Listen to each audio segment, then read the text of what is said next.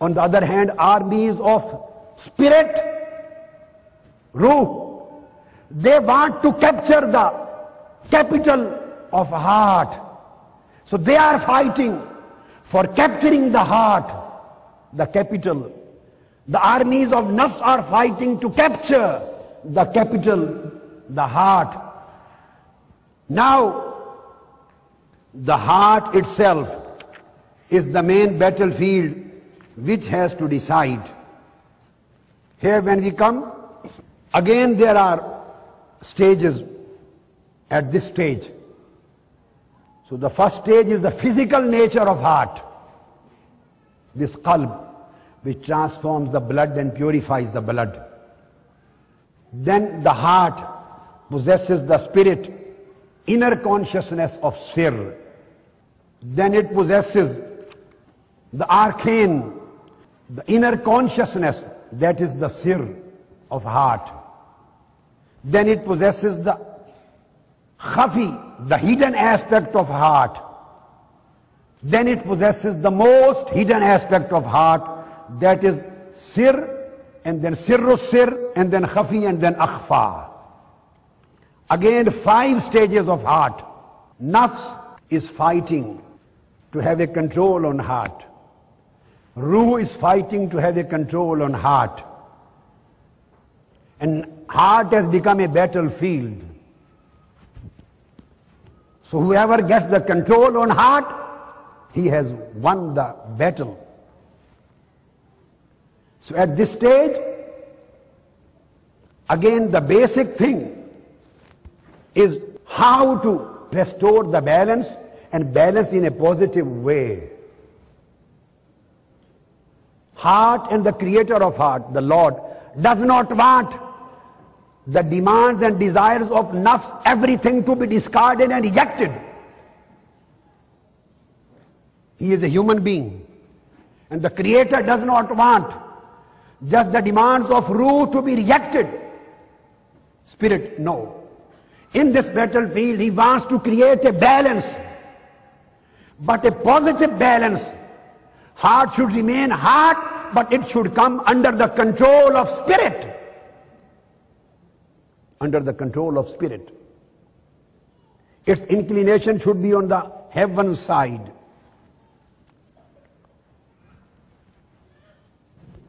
If this thing takes place about the heart, it comes under the control, under the influence of ruh, of spirit, while fulfilling the demands of nafs in a controlled and balanced manner. It is the success of his spirituality. Oh my brothers and sisters, our heart is a city, and 2 kings and rulers, they are fighting each other to get control on the capital of heart. On the one way, the king of piety, Ruh, is fighting with its armies to get the control and to get the possession of the battlefield of heart, the city of heart, the capital of heart. On the other hand, the king of nafs, along with his armies, is fighting to get the control of the capital of heart. Ruh and nafs both have their own armies, their own propensities, their own attractions. Nafs is calling you to the lower world. Ruh is calling you to the upper world. And your personality is constituted by a combination of upper world's qualities and lower world's qualities. You possess ahsanut taqweem, and at the same time you possess asfalus safilin, and a heart has been placed between the upper side and the lower side as a capital. Both armies are fighting each other to get the full control of the capital of your heart.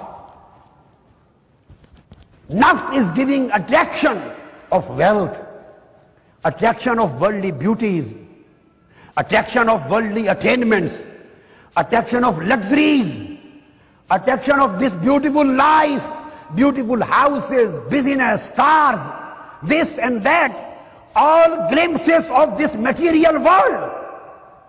These are the arms and ammunitions of the commander of Nafs. Commander, chief commander, the Nafs.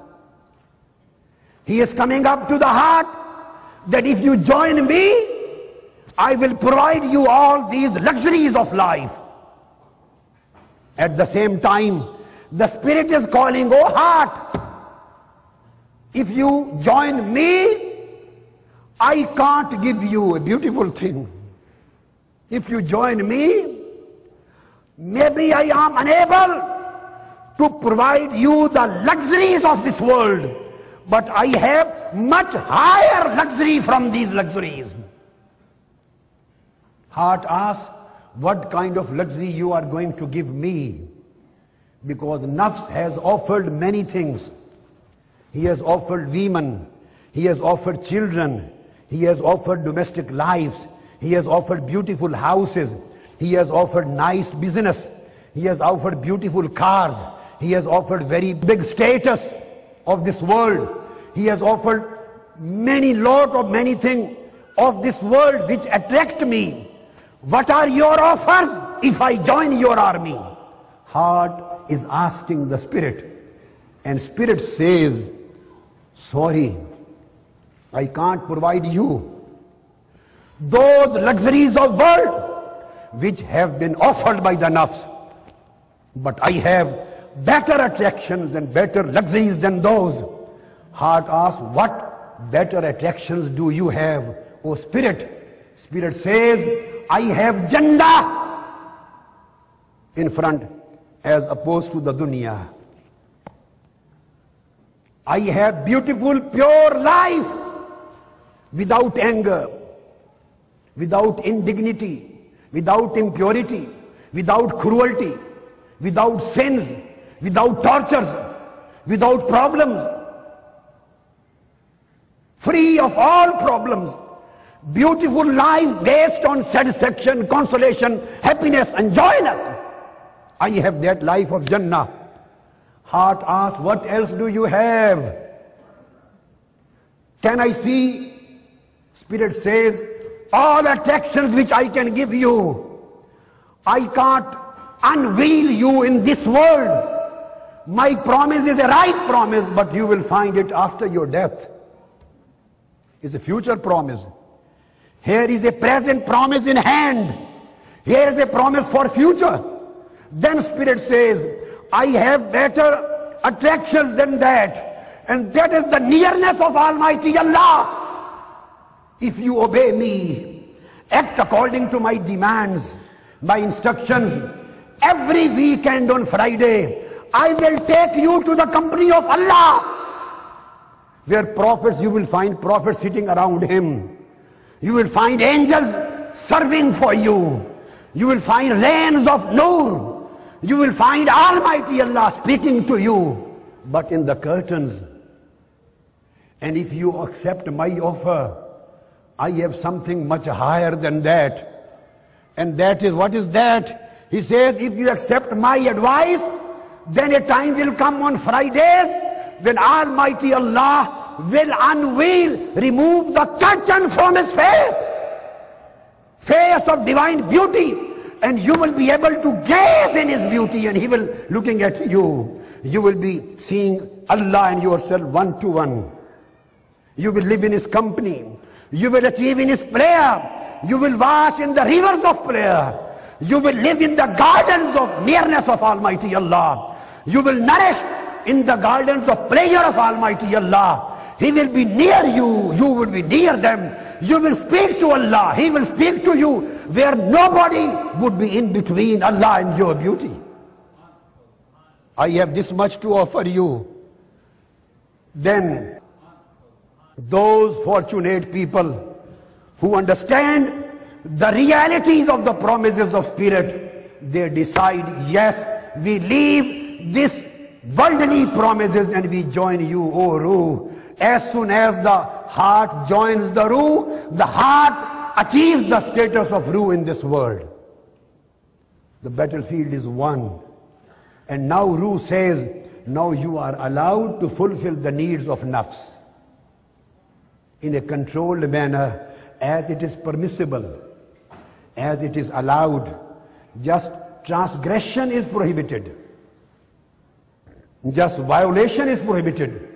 Not the fulfillment, not the enjoyment. Just transgression is fulfilled. So in this way, heart enjoys the taste of nafs as well as the beauties of ruh. It becomes controller of both sides. This is a positive balance which Almighty Allah wants to create in our life. And He asks, who are the people? If I may ask you, after listening to this discourse, do you want to join the armies of nafs? Just tell me, raise your hands. Now, is there anybody who wants to join the armies and attractions of nafs? Should anybody raise the hands?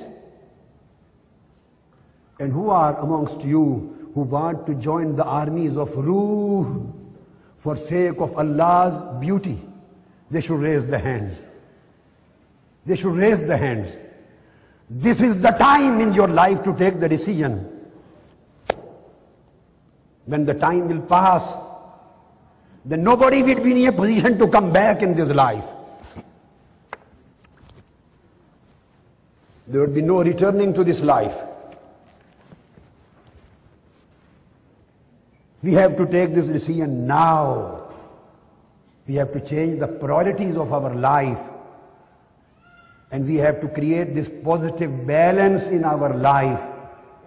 Why we are saying restoration of balance?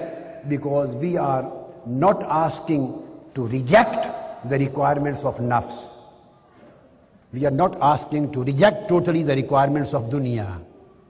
No, we are asking the fulfillment of the needs of nafs, the fulfillment of the requirements of dunya, but under the control of spirit.